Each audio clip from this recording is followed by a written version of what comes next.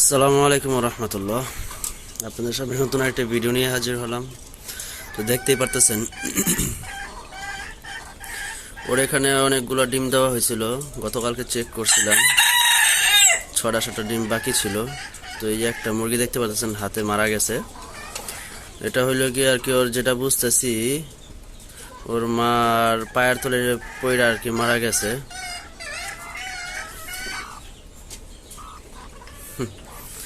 বাচ্চা গেছে ঠেকল দিতেছে, দেখেন।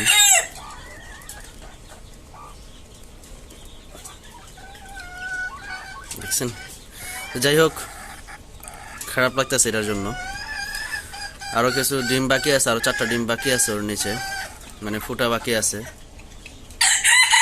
থেকে মনে করেন একটা মারা গেছে। তো আর কি খারাপও লাগতেছে আবার ভালোও লাগতেছে, কারণ হচ্ছে গিয়া বাচ্চাগুলো ফুটাইতেছে। তো এখন আপনাদেরকে দেখানোর ট্রাই করি আজকে মুরগি ডিম পারলো কয়টা। তো এইটাই পারবে, বৈশা আছে। তারপর হচ্ছে হইল গিয়া এখান থেকে একটাই পারবে, এই একটা আর এই একটা, দুইটা, এই দুইটা ডিম পারবে। তারপর এই যে এইটা পারবে, দেখেন ওই যে মোরগের নিচে। তারপর এই যে একটা ওইভাবে বৈশা আছে কেন। যাই হোক, তারপরে এই যে এখানে একটা পারছে।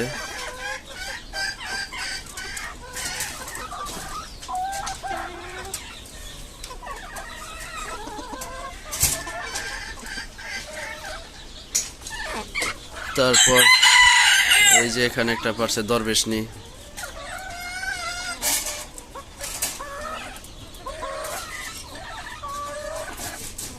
তারপরও একটা পারছে, 3টা।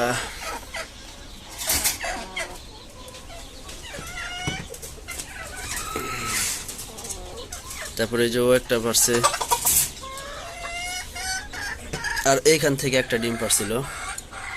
তো এই হইল গিয়ে মোট 5টা ডিম। ইনশাল্লাহ আরো ডিম পারবে। আর আজকে সকালবেলা ও একটা ডিম ভাঙছে। মানে মুরগি দিয়ে ডিম বসলে আজকে শান্তি পাওয়া যায় না, কি যেন একটা অবস্থা। মানে যাই হোক, তো মুরগিগুলোকে খাবার দেওয়া হয়ে গেছে, ট্রে গুলো পরিষ্কার হয়ে গেছে। আর এগুলো হলো গিয়া বাচ্চাগুলা। এখন দেখি কি হয়, ও কি করে। ওর চিন্তা করতেছে অন্য খাঁচায় শিফট করে দিব বাচ্চা সহ। তারপরে যে এখানে দেখতে পাচ্ছেন নেট আনছি। তারপর নেটের নিচে আপনার ব্রুডিং এর জন্য আনছি এগুলা। আর এখানে সকালবেলা মানে দুপুরবেলা মুরগির খাবারের জন্য খাবার রান্না করা হয়েছে, জাউ রান্না করা হয়েছে।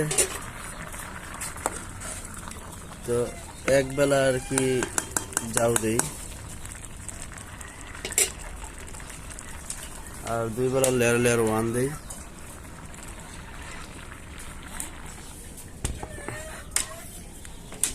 আর এগুলা দিয়ে কি করবো সেটা আপনাদেরকে দেখাইতেছি। তো এই যে দেখতে পাচ্ছেন এই যে ফ্রেমটা, এটাকে আমি আর কি ওই যে টাপা সিস্টেমের বানাবো, ওই যে মুরগিগুলাকে রাখার জন্য, বাহিরে রোদ্রে দেওয়ার জন্য আর কি। আর ওই যে ফোমটা দেখতে পারতেছিলেন, ওইটা দিয়ে মনে করেন ব্রুডিং এর ইটা বড় করবো একটু। কারণ হচ্ছে গিয়া এবার 47টা ডিম বাড়াবে ইনকিউবেটর থেকে, তো ওইটার জন্য। তো মনে করেন সবগুলা মুরগি তো আর একসাথে লাইটের নিচে রাখা সম্ভব না।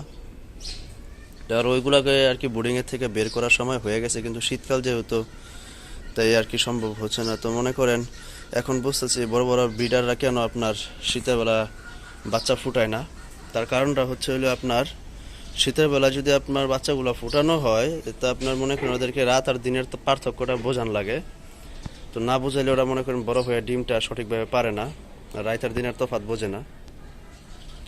আর এখন মনে করেন কিছু করারও নাই, কারণ হচ্ছে হলো আপনার শীতকাল লাইটটা ভিতরে দিতেই হয়, তো এটার জন্য।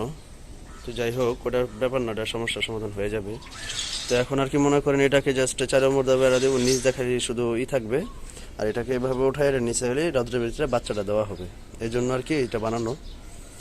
এটা বানাই দিছে হচ্ছে এমন একটা বাতিজা আছে, ওর চিকল কারখানা আছে। তো ওইখান থেকে আমি ওরা বলছিলাম এমন একটা বানাই দিতে। টাকা সাচ্ছিলাম, পরে টাকা নেয় নাই। এখন জাস্ট আমি এটাকে আর কি নেট দিয়ে, এই নেট দিয়ে আর কি করব, কভার করব। প্লাস হচ্ছে আপনার যেখানে টাই ক্লিপ আছে, এই টাই ক্লিপ দিয়ে বাইন্ধা দিব। আর এটাকে ইচ্ছা করলে আমি আমার ঘরের ভিতরে নিয়ে করতে পারি। তো দেখি এটাকে রেডি করার পর আপনাদেরকে আবার দিতেছি ভিডিও, কেমন হয়েছে না হয়েছে সেটা দেখাইতেছি। দেখতে পারতেছেন খাঁচাটা রেডি হয়েছে। এখন মনে করেন এটার ভিতরে মুরগিগুলো দেওয়া যাবে। আর কি টাই ক্লিপ শেষ হয়ে গেছে, এখান থেকে কি ওই লাইলনটা দিয়ে বাঁধতেছি, ওই যে এই লাইলনটা দিয়ে টাই ক্লিপ সব শেষ হয়ে গেছে। আর এই যে খাঁচা, মানে এটা বানাইছিল গিয়ে বাহিরে ভাবে রাখার লেগে, মানে রোদ্রে দেওয়ার লেগে বাচ্চাগুলা যেন আর বিড়ালে টিড়ালে কোনো কিছু না করতে পারে। মানে এর আগেবার বিড়ালের বাচ্চা নিয়েছে, যার কারণে আর কি এগুলো করা। সবাই ভালো থাকবেন আর দোয়া করবেন। আসসালামু আলাইকুম।